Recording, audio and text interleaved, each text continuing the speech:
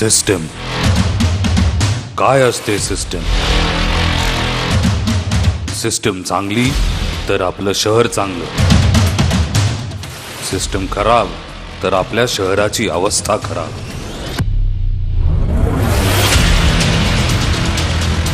शहराच्या विकासात जेव्हा जनतेचा आवाज दुर्लक्षित केला जातो तेव्हाच सिस्टम खराब होते. प्रशासन निरंकुश होते, भ्रष्ट प्रवृत्ती थैमान घालू लागतात, विकासाच्या वाटा बंद होऊ लागतात. हे खरोखर थांबायचे असेल तर जनतेचा आवाज बुलंद झाला पाहिजे. हाच नाशिककरांचा आवाज नाशिक ढोल इतका बुलंद करण्यासाठी आम्ही येत आहोत. आपलं नाशिक, आपला आवाज.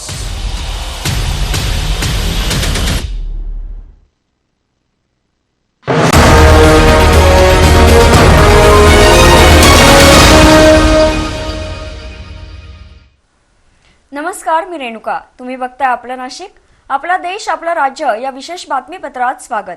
प्रथम एक नजर टाकूयात हेडलाईन्सवर.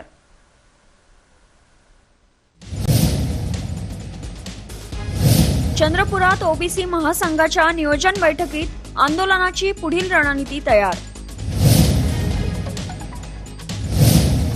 डोंबिवलीतील डॉक्टर मारहाण प्रकरणी सोमवारी राज्यभरात 24 तास ओपीडी सेवा बंद.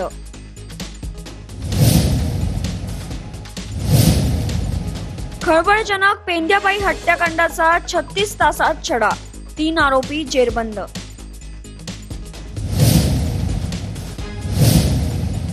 शक्तीपीठ महामार्गाला शेतकऱ्यांचा तीव्र विरोध, पंढरपुरात भर पावसात काढली सद्बुद्धी दिंडी. गोंदियात भीषण आग, देवरीमध्ये राईस इंडस्ट्रीजचे गोडाऊन जळून खाक, 7 कोटींचे नुकसान. आता बघूयात बातम्या सविस्तरपणे. राष्ट्रीय ओबीसी महासंघाच्या आंदोलनाची पुढील रणनीती आखण्यासाठी काल चंद्रपुरात एक महत्त्वाची नियोजन बैठक पार पडली. महासंघाचे राष्ट्रीय महासचिव सचिन राजूरकर यांच्या प्रमुख उपस्थितीत ही बैठक झाली.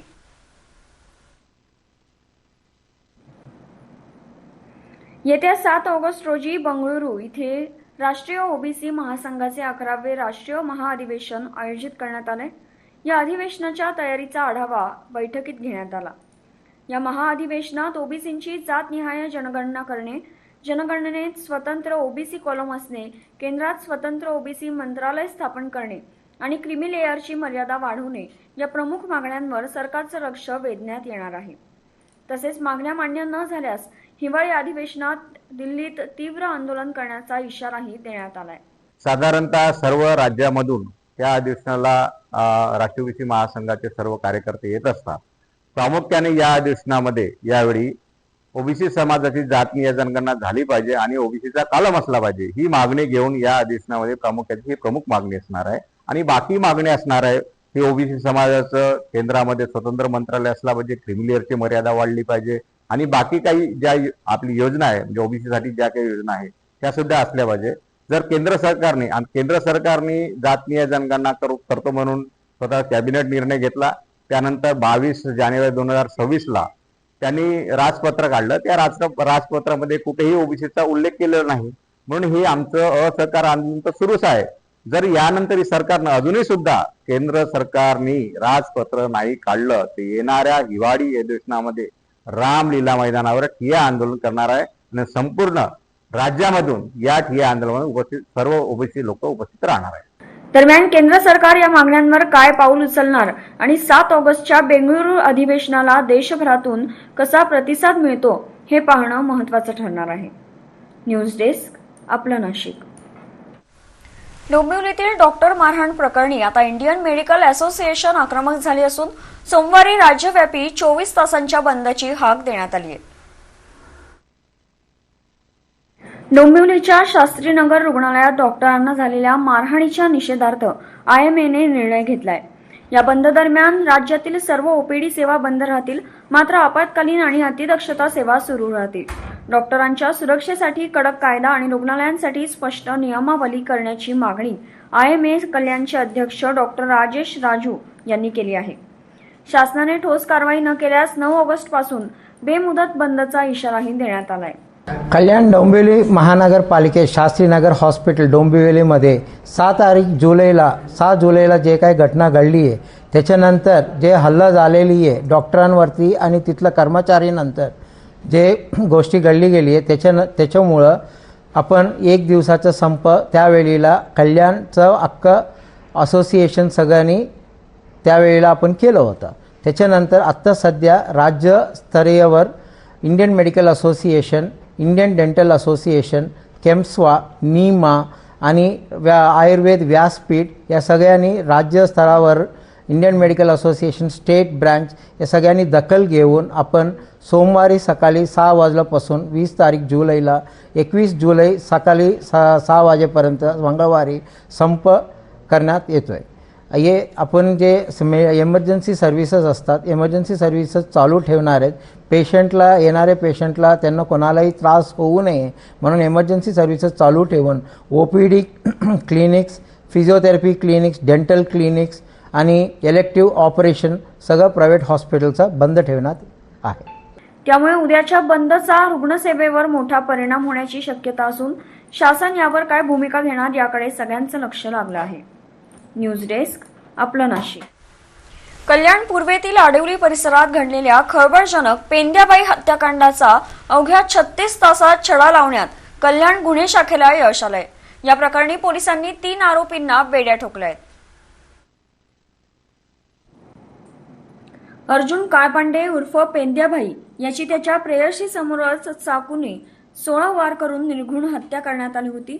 या हल्ल्यात त्याची प्रेयसी देखील गंभीर जखमी झाली आहे. या गंभीर गुन्ह्याची दखल घेत पोलीस आयुक्त आशुतोष डुंबरे यांच्या मार्गदर्शनाखाली गुन्हे शाखा घटक 3 ने समांतर तपास सुरू केला. सीसीटीव्ही फुटेज आणि गुप्त माहितीच्या आधारे पोलिसांनी अविनाश झा, कल्पेश मडवी आणि करण गायकवाड या तिघांना अटक केली. जुन्या वादातून हा खून झाल्याचं प्राथमिक तपासात समोर आलं असून पोलीस आता पुढील कारवाई करत आहेत. याबाबत अधिक माहिती कल्याण गुन्हे शाखेचे वरिष्ठ पोलीस निरीक्षक अजित शिंदे यांनी दिली आहे. याच्यामध्ये जी तिची मैत्रीण होती त्याच्यावरती पण वार केलेलंच निष्पन्न झालेलं आहे आणि याच्यामध्ये त्यांच्यामध्ये पूर्व वैमनस्य होतं. याच्यामध्ये त्या रागामुळं त्याच्यावरती अशा प्रकारे हल्ला करून त्याचा मर्डर करण्यात आलेला आहे. दरम्यान या हत्येतील आणखी एका फरार आरोपीचा शोध घेणं आता पोलिसांसमोर मोठं आव्हान आहे. न्यूज डेस्क, आपलं नाशिक. पंढरपुरात एक अभूतपूर्व आंदोलन पाहायला मिळालं. मुख्यमंत्री देवेंद्र फडणवीस यांचा ड्रीम प्रोजेक्ट असलेल्या शक्तीपीठ महामार्गाला विरोध करण्यासाठी काल पंढरपुरात 13 जिल्ह्यातील हजारो शेतकरी एकत्र आले होते. गेल्या काही दिवसांपासून शक्तीपीठ महामार्गावरून राज्यातील शेतकऱ्यांमध्ये तीव्र असंतोष आहे. काल भर पावसात काढण्यात आलेल्या या आंदोलक दिंडीत महाविकास आघाडी आणि स्वाभिमानी शेतकरी संघटनेचे अनेक दिग्गज नेते रस्त्यावर उतरले. राष्ट्रवादी काँग्रेसचे नेते जयंत पाटील, स्वाभिमानीचे राजू शेट्टी, आमदार सतेज पाटील, अमित देशमुख, कैलास पाटील आणि खासदार धैर्यशील मोहिते पाटील या दिंडीत अग्रभागी होते. शक्तीपीठ महामार्गामुळे हजारो शेतकऱ्यांची सुपीक जमीन धोक्यात येणार असल्याचा आरोप त्यांनी केलाय. हा महामार्ग रद्द करण्याची सद्बुद्धी भगवान विठ्ठलाने मुख्यमंत्री देवेंद्र फडणवीस यांना द्यावी या प्रमुख मागणीसाठी शेतकऱ्यांनी विठ्ठलाचा गजर करत पंढरपूर शहर दणाणून सोडले. मुसळधार पाऊस कोसळत असतानाही शेतकरी आणि नेत्यांचा उत्साह जराही कमी झाला नव्हता. महाराष्ट्रामध्ये हा जो महाराष्ट्र सरकार शक्तीपीठ महामार्ग करण्याचा अट्टहास त्यांनी धरलाय. महाराष्ट्र सरकारनं तो अट्टहास सोडून द्यावा. हे साकडं विठ्ठलाकडे घालण्यासाठी आज महाराष्ट्रातल्या 13 जिल्ह्यातून आणि उर्वरित महाराष्ट्रात सुद्धा असंख्य शेतकरी या ठिकाणी आता पंढरीला आलेले आहेत. आणि आता शेतकरी जो या रस्त्यामुळे बाधित होणार आहे, उद्ध्वस्त होणार आहे, तो आता जीव देण्याच्या तयारीत आहे. जीव गेला तरी बेहतर, पण शक्तीपीठ महामार्ग होणार नाही अशी शेतकऱ्याची भूमिका आहे. अनेक महाराष्ट्रातले शेतकरी भूमिहीन होत आहेत. तरीही महाराष्ट्र सरकारला त्याची काही फार काळजी आहे असं दिसत नाही. म्हणून आज आम्ही सारेच शेतकऱ्यांचं हे साकडं विठ्ठलाकडे घालायला आलेले आहोत आणि विठ्ठलाला हे साकडं आहे, मागणं आहे की या महाराष्ट्र सरकारला सद्बुद्धी देवो आणि महाराष्ट्र सरकारनं हा जो काही शक्तीपीठ महामार्ग आहे तो त्वरित रद्द करावा. हे साकडं विठ्ठलाकडे आज आम्ही घालतोय. आज सर्व नेते मंडळीने आज पंढरपूरमध्ये सद्बुद्धी सरकारला द्यावं म्हणून त्या ठिकाणी आंदोलन केलं होतं.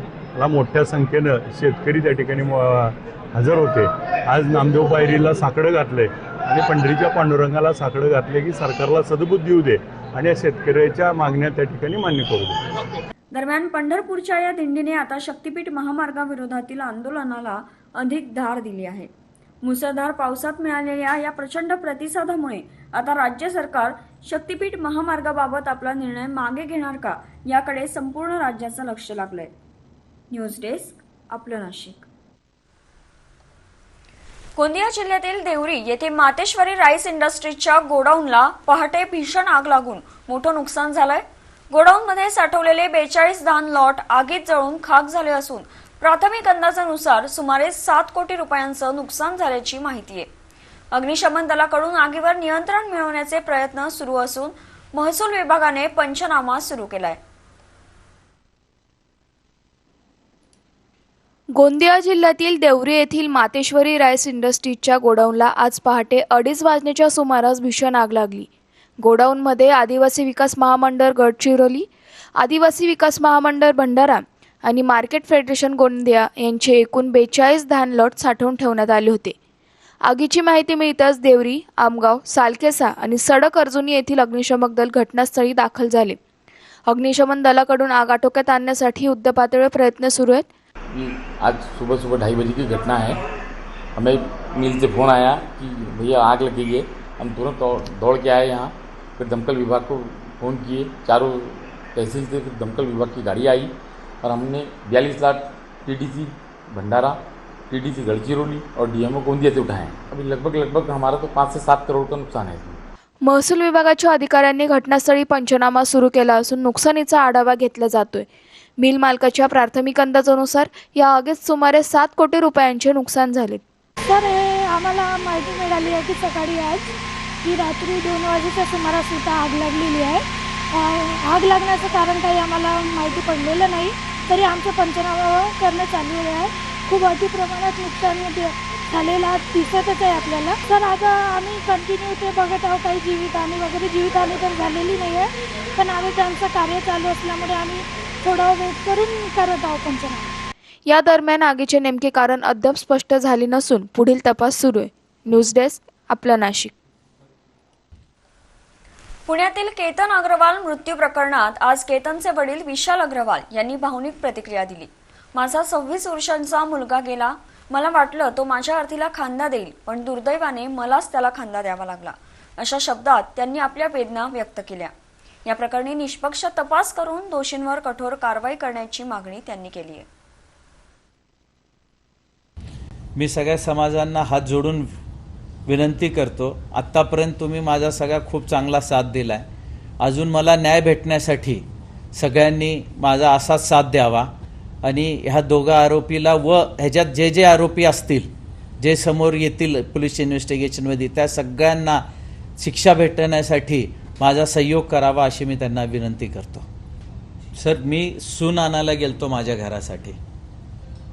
मी माझ्या पोराचं, हर एक बाप हा स्वप्न बघतो की आपल्या पोराचं लग्न व्हावं, त्याचा सुखी संसार व्हावं, त्याचे मुळं बाळं व्हावे, आपण म्हातारपणी त्यांचे लेकरं खेळावे. म्हणून मी माझ्या पोरासाठी एक सून आणायला गेलतो, आमच्या घरासाठी एक सून आणायला गेलो होतो. पण आज माझी परिस्थिती अशी आहे की माझा मुलगाच नाही राहिला आणि असल्या गोष्टी झाल्या माझ्यासोबत.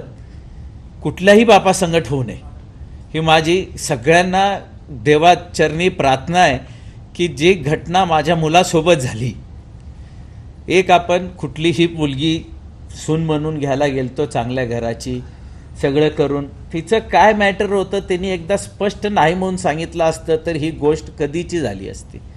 असा मला सांगा, आजच्या दुनियामध्ये कोण कोणाला फोर्स करतं का? फोर्स करायचं कारण काय?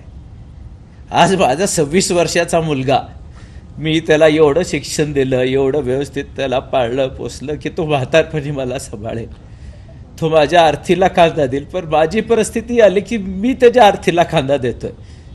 माझ्यावर एवढा मोठा दुःखाचा डोंगर कोसळलाय की मी हे व्यक्त नाही करू शकत कुणाला. आणि माझी फक्त सगळ्यांना हे हात जोडून विनंती आहे, आपल्या सगळ्यांना समाजाला, की अजून एक केतन जाऊ नये. असं घडू नये की आज माझा मुलगा गेलाय, अजून कोणाचा मुलगा या मुलगी ह्या घटनामुळे, अगर त्यांना ते मुलगा मुलगी पसंत नसेल तर त्यांनी नाही म्हणून सांगावं स्पष्ट. पण विनाकारण कोणाच्या मुलाचा असा हत्या करू नये, ही माझी सगळ्यांची विनंती आहे. आषाढी वारीनिमित्त शेगावच्या संत गजानन महाराजांच्या पालखीचं सोलापुरात जल्लोषात स्वागत करण्यात आलं. प्रशासकीय अधिकारी, लोकप्रतिनिधी आणि वारकऱ्यांच्या उपस्थितीत भक्तिमय वातावरणात या पालखीचं आगमन झालं असून 2 दिवस पालखीचा मुक्काम सोलापुरात असणार आहे.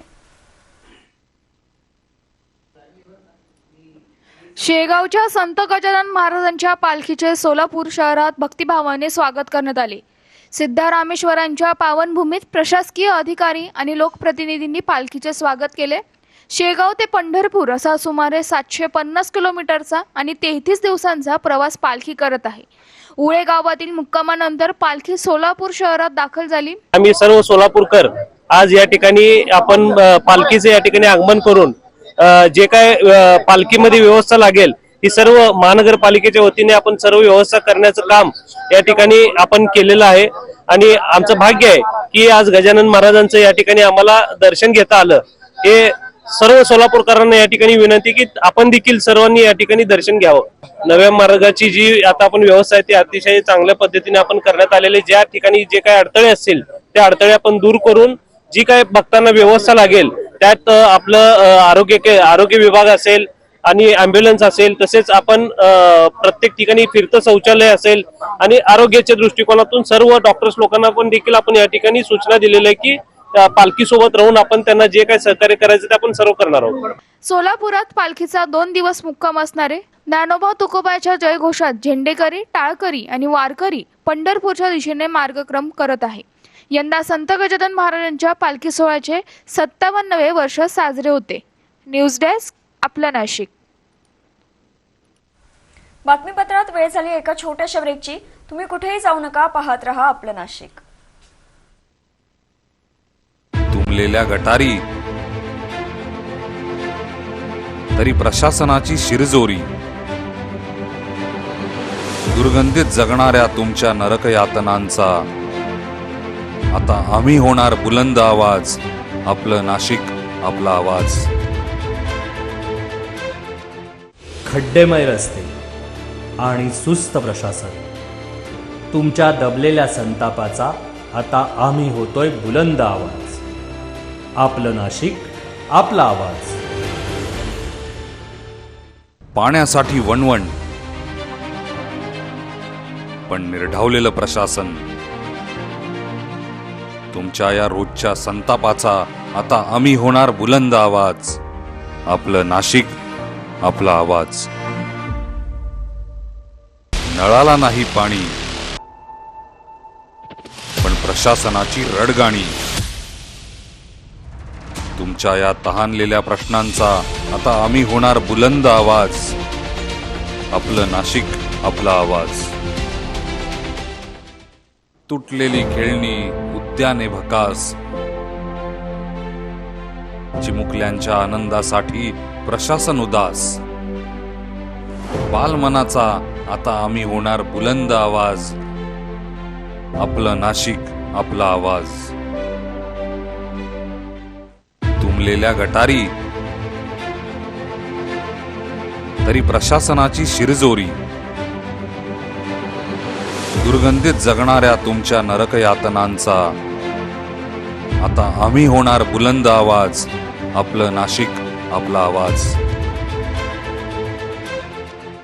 खड्डेमय रस्ते आणि सुस्त प्रशासन, तुमच्या दबलेल्या संतापाचा आता आम्ही होतोय बुलंद आवाज. आपलं नाशिक, आपला आवाज. पाण्यासाठी वणवण पण निर्ढावलेलं प्रशासन, तुमच्या या रोजच्या संतापाचा आता आम्ही होणार बुलंद आवाज. आपलं नाशिक, आपला आवाज. नळाला नाही पाणी प्रशासनाची रडगाणी.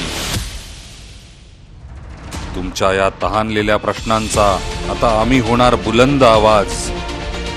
आपलं नाशिक, आपला आवाज. तुटलेली खेळणी, उद्याने भकास, चिमुकल्यांच्या आनंदासाठी प्रशासन उदास. बालमनाचा आता आम्ही होणार बुलंद आवाज. आपलं नाशिक, आपला आवाज. ब्रेक नंतर पुन्हा एकदा बातमीपत्रात स्वागत. बीड जिल्ह्यातील श्री क्षेत्र पुरुषोत्तमपुरी इथे एक आगळीवेगळी घटना समोर आली आहे. भगवान पुरुषोत्तमांना एका भाविकाने तब्बल 1.5 किलो वजनाचे चांदीचे दागिने अर्पण केले. मात्र हे दागिने डुप्लिकेट असल्याचं समोर आल्यानंतर या घटनेची जिल्हाभर चर्चा रंगली आहे.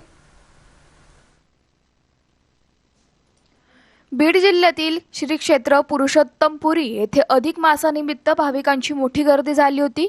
यावेळी एका भाविकाने भगवान पुरुषोत्तमांना 1.5 किलो वजनाचे दागिने अर्पण केले. या दागिन्यांमध्ये साखामाळ, पुतळीमाळ, चेन, जोडवे आणि अन्य अलंकारांचा समावेश होता. हे दागिने भगवान पुरुषोत्तमांच्या शृंगारासाठी वापरण्यात येणार होते. मात्र तपासात हे दागिने डुप्लिकेट असल्याचे समोर आले. यानंतर धोंडे दानात देवाला चाली धोंड अशी चर्चा पुरुषोत्तमपुरीसह बीड जिल्ह्यातून रंगू लागली आहे. न्यूज डेस्क, आपला नाशिक. धुळे जिल्ह्यातील शिरपूर येथील संदीप गिरासे आत्महत्या प्रकरणाला आता नवं वळण मिळालंय. आत्महत्येपूर्वी व्हिडिओ व्हायरल करणाऱ्या संदीप गिरासे याच्या विरोधात 2 महिलांनी गंभीर आरोप करत पोलिसात तक्रार दाखल केली आहे. या प्रकरणामुळे परिसरात तणावाचं वातावरण निर्माण झालं असून आदिवासी संघटनाही आक्रमक झाल्या आहेत. शिरपूर येथील संदीप गिरासे आत्महत्या प्रकरणात नवा ट्विस्ट समोर आलाय. संदीप विरोधात 2 महिलांनी शिरपूर पोलीस ठाण्यात तक्रार दाखल केली. जबरदस्तीने लग्नासाठी मानसिक त्रास दिल्याचा आरोप महिलांनी केलाय. लग्नास नकार दिल्यास आत्महत्या करण्याची धमकी देत दबाव टाकल्याचाही आरोप तक्रारीत करण्यात आलाय. माझं म्हणणं आहे त्याच्या विरुद्ध गुन्हा दाखल केला आहे ना, गुन्हा दाखल केला म्हणून तर आत्महत्या केला. तो जर निर्दोष राहिला तर तो समोरासमोर येऊन बोलला असता. तो गुन्हेगार आहे, तो त्याच्या हिशोबाने स्वतःनेच सजा घेऊन घेतलेली आहे. पण उलटा गुन्हा आमच्यावरती दाखल करायचं मागणी करत आहे. हे पब्लिसिटी करणाऱ्यांना काहीतरी शिक द्यावी. उगाच मेटर कुठं करता येते. बदनाम करण्याच्या मागे लागले होते आणि पूर्ण करूनच दिलं. येऊन काही माही बोलत होता मला असं करायचंय, मला तसं करायचंय, मुलं बाळवाले. मी सांगितलं त्याला तरी तो ऐकायला तयार नाही होता. म्हणे मी मरून जाणार, तुझ्यावर येणार, असं तसं बोलत होता. मला पूर्ण सांगितलं तरी तो ऐकायला तयारच नाही होता. माझ्यासोबत तुला फिजिकल व्हावं लागेल, हे व्हावं लागेल, रेप करायची कोशिश करत होता. हात पकडून घेतला होता त्याने मला. म्हणजे माझी काही इज्जत नाही का? तो म्हणायला लागला आदिवासी मध्ये काही राहत नाही म्हणे, सगळ्यांचं चालतं म्हणे, 2 सोबत पण करता, 3 सोबत पण करता म्हणे. म्हणजे आदिवासीची इज्जत राहत नाही का? फक्त त्यांचीच इज्जत आहे का? आमची इज्जत नाही आहे. या घडामोडीनंतर आदिवासी संघटना आक्रमक झाल्यात. शिरपूर पोलीस ठाण्याबाहेर मोठ्या संख्येने कार्यकर्त्यांनी गर्दी केली. दोन्ही बाजूंच्या तक्रारीची निष्पक्ष चौकशी सुरू असल्याचे पोलिसांनी सांगितले. त्या प्रकाराबाबत पोलीस स्टेशनने तात्काळ दखल घेऊन तक्रार जी आदिवासी आपल्या भगिनींनी जी तक्रार दिलेली आहे आणि तसं त्यांनी कथनही केलेलं आहे का तात्काळ पोलिसांनी गुन्हा दाखल करून घेतलेला आहे. त्यांची LC घेतलेली आहे आणि त्याच्यावर लगेच कारवाई करण्यात आलेली आहे. परंतु या घटनेतून काही गैरअर्थ निघून किंवा त्या संदीप राजपूत यांनी आत्महत्या करून जो काही त्यांनी जो मोर्चा आणलेला आहे त्याच्याविषयी आपण म्हणजे गुन्हा तुम्हाला असं वाटतं का बा गुन्हा दाखल झाला आहे, गुन्हा अद्यापपर्यंत दाखल केलेला नाही. आपण रितसर जी कायदेशीर कारवाई आहे ती रितसर कायदेशीर कारवाई करत आहोत. ED दाखल होईल, त्याची म्हणजे PM होईल आणि त्यामध्ये निष्पक्ष चौकशी करून जो आरोपी असेल त्याच्यावर निश्चितच पोलीस प्रशासन कठोर कारवाई करणार. दोषी आढळणाऱ्यांवर कायदेशीर कारवाई करण्यात येईल असे पोलिसांनी स्पष्ट केले. न्यूज डेस्क, आपलं नाशिक. राज्यात परवान्याशिवाय अन्न व औषध व्यवसाय करणाऱ्यांविरोधात आता कडक कारवाईचा इशारा देण्यात आलाय. Safe food and safe drugs उपक्रमाअंतर्गत काम करताना आवश्यक परवाना नसलेल्या आस्थापनांवर 10 लाख रुपयांपर्यंत दंड आकारला जाईल असा इशारा अन्न व औषध प्रशासन आयुक्त तुकाराम मुंडे यांनी पुण्यात दिलाय. लायसन्स नसेल तर 10 लाख रुपयाचा दंड आहे. विदाउट लायसन्स जर तुम्ही बिझनेस करत असाल आतापर्यंत आम्ही तेवढा दंड लावत नव्हतो, कमी मध्ये भागून नेत होतो. इथून पुढे ते कमी मध्ये चालणार नाही. माझ्या अधिकाऱ्यांना सांगितलंय किती छोटा असेल असं वाटत जरी असेल तर 10 लाख लिमिट आहे तर 10 लाख लावू द्या, सो दॅट अनलायसन्स किंवा अनरजिस्टर्ड उद्योग कुणी करू नये, हा त्याच्या पाठीमागचा उद्देश आहे. आणि जेणेकरून लायसन्स घ्या, रजिस्ट्रेशन घ्या, ऑनलाईन आहे, लवकर भेटतं, ती काही अडचण नाहीये. आणि आपण नियमानुसार स्टँडर्डनुसार काम करा. तर हे केलं तर तुमचाही उद्योग व्यवस्थित चालेल आणि नागरिकांना व्यवस्थित आपले सॅम्पल येतात, सगळे होतं, त्यात आपण डिस्क्लोज करतो, जे अनसेफ असतो तर रिकॉल करतो, अनसेफ साठी त्याचं लायसन्स सस्पेंड करून पुढची कारवाई करतो. आपलं चालू आणि ती माहिती आम्ही प्रेसला देतो. वाहन विमा नूतनीकरणाच्या नावाखाली नागरिकांची लाखो रुपयांची फसवणूक करणाऱ्या बनावट कॉल सेंटरचा नवी मुंबई पोलिसांनी पर्दाफाश केलाय. महापे येथील कारवाईत तिघांना अटक करण्यात आली असून मोठ्या प्रमाणात इलेक्ट्रॉनिक साहित्यही जप्त करण्यात आलंय. नवी मुंबईत वाहन विमा नूतनीकरणाच्या आमिषाने फसवणूक करणारे रॅकेट उघडकीस आले. गुन्हे शाखा आणि सायबर सेलने महापे येथील बनावट कॉल सेंटरवर छापा टाकलाय. प्रसाद तोडणकर, फैयज नासिर आणि वैभव इंगळे यांना अटक करण्यात आली. एनसीआरपी पोर्टलवरील 145 तक्रारीच्या आधारे ही कारवाई करण्यात आली. काल संध्याकाळी 4 वाजे दरम्यान महाराष्ट्र सायबरकडून प्रगती नावाचं जे अभियान चालू जात आहे त्याच्या अनुषंगाने काही हॉटस्पॉट मोबाईल नंबर्स आणि त्याचे काही लोकेशन्स आमचे सायबर पोलीस स्टेशनला प्राप्त होते. त्या अनुषंगाने सायबर पोलीस स्टेशनचे PI श्री पाटील आणि श्री जाधव यांनी त्याच्यावर वर्कआउट केलं आणि त्या वर्कआउटमध्ये असं निष्पन्न झालं की काही ठिकाणी नवी मुंबई पोलीस आयुक्तालयातील महापी या ठिकाणी 3 नंबर्स इंटरकनेक्टेड आहे आणि त्यांचे कॉलिंग होतं आहे. त्याचं टेक्निकल ॲनालिसिस त्यांनी केलं. त्या ॲनालिसिसमधून आणि गोपनीय माहितीच्याद्वारे त्यांना एका ठिकाणी कॉल सेंटर असल्याची माहिती प्राप्त झाली. त्या अनुषंगाने काल तिथं त्यांनी रेड केली. त्या रेडमध्ये असं निष्पन्न झालं की व्हेकल इन्शुरन्सच्या नावाखाली फेक कॉल सेंटर चालवलं जायचं आणि त्या अनुषंगाने लोकांना फसवलं जायचं. अजून माहिती घेतली असता त्या ठिकाणी असं निष्पन्न झालं की ही जी लोकं होती ती लोकं समोरील व्यक्तीला, कस्टमर्सला डाटा त्यांच्याकडे प्राप्त होता आणि त्या अनुषंगाने कॉल करून सदर इन्शुरन्स क्लेम हा कमी किमतीमध्ये, इन्शुरन्स जो आहे तो प्रीमियम जो आहे तो कमी किमतीत आम्ही आपल्याला देऊ अशी ते त्यांना भूलथापा देत होते आणि त्याच्या अनुषंगाने सदर कस्टमर हा त्यांच्याकडे इन्शुरन्ससाठी प्रीमियम भरत होता. या रॅकेटमध्ये आणखी काही जणांचा सहभाग असल्याचा संशय असून पोलिसांचा पुढील तपास सुरू आहे. न्यूज डेस्क, आपलं नाशिक. मॅट्रिमोनियल साईटच्या माध्यमातून ज्येष्ठ महिलांना टार्गेट करणाऱ्या एका आंतरराज्यीय भामट्याला डोंबिवलीच्या विष्णुनगर पोलिसांनी दिल्लीतून बेड्या ठोकल्या आहेत. या नराधमाने डोंबिवलीतील एका 73 वर्षीय वृद्ध महिलेला लिव्ह इन रिलेशनशिपचं आमिष दाखवून तब्बल 57 लाख रुपयांचा गंडा घातलाय.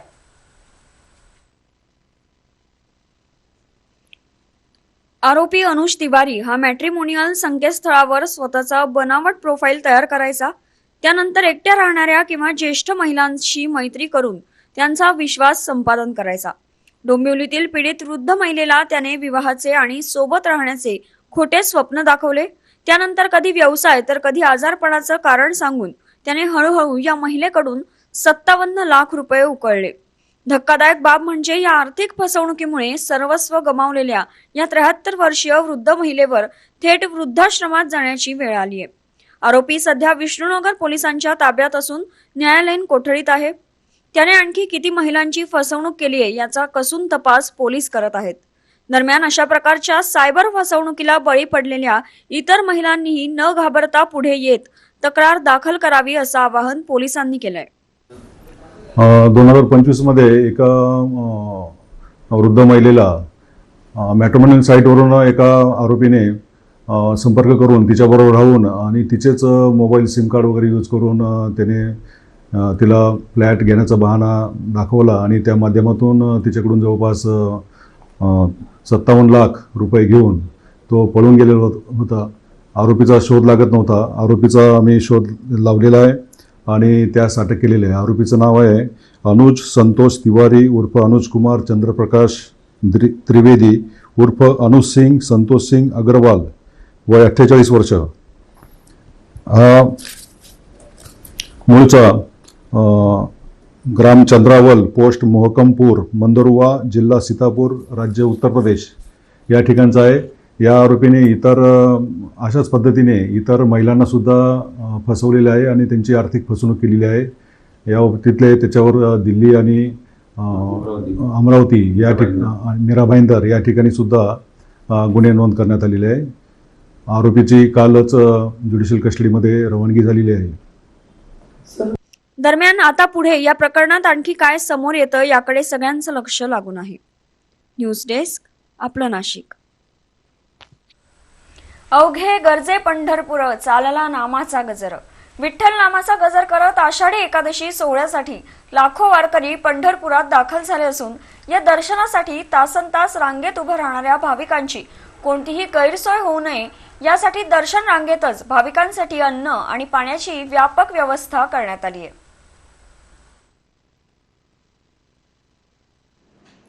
विठ्ठल दर्शनासाठी मैलोमैल चालत आलेल्या वारकऱ्यांसाठी मंदिर समितीने पत्रा शेडमध्ये मोफत पिण्याचं शुद्ध पाणी, चहा आणि खिचडीची चोख व्यवस्था केली आहे. भाविकांना रांगेत उभं राहून थकवा येऊ नये म्हणून पत्रा शेडमध्ये बसण्याची आणि विश्रांती घेण्याची उत्तम सोय करण्यात आली आहे. सध्या दर्शन रांगेत चहा आणि खिचडीचं वाटप वेगाने सुरू आहे.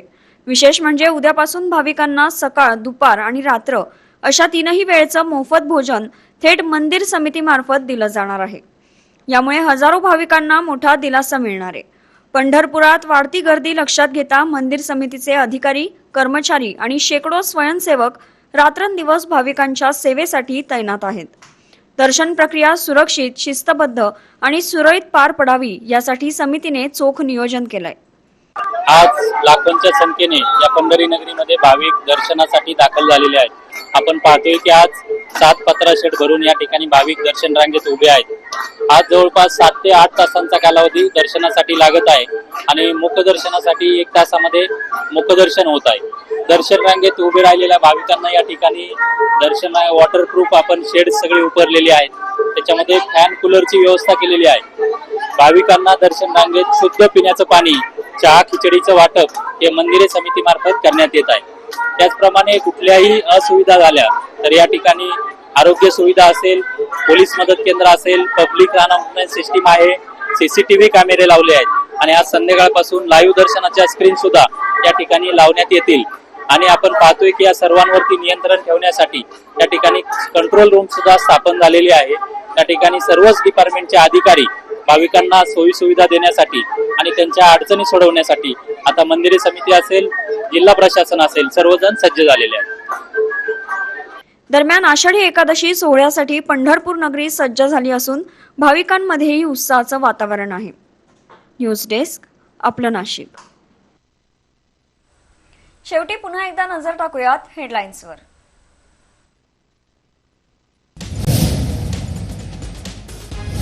चंद्रपुरात ओबीसी महासंघाच्या नियोजन बैठकीत आंदोलनाची पुढील रणनीती तयार. डोंबिवलीतील डॉक्टर मारहाण प्रकरणी सोमवारी राज्यभरात 24 तास ओपीडी सेवा बंद.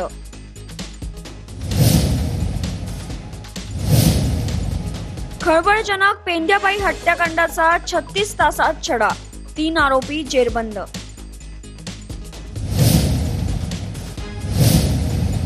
शक्तीपीठ महामार्गाला शेतकऱ्यांचा तीव्र विरोध. पंढरपुरात भर पावसात काढली सद्बुद्धी दिंडी. गोंदियात भीषण आग, देवरीमध्ये राईस इंडस्ट्रीजचे गोडाऊन जळून खाक, 7 कोटींचे नुकसान. यासोबतच बुलेटिनमध्ये वेळ झाली इथेच थांबण्याची. भेटूयात पुढच्या बातमीपत्रात. तुम्ही बघत रहा आपलं नाशिक.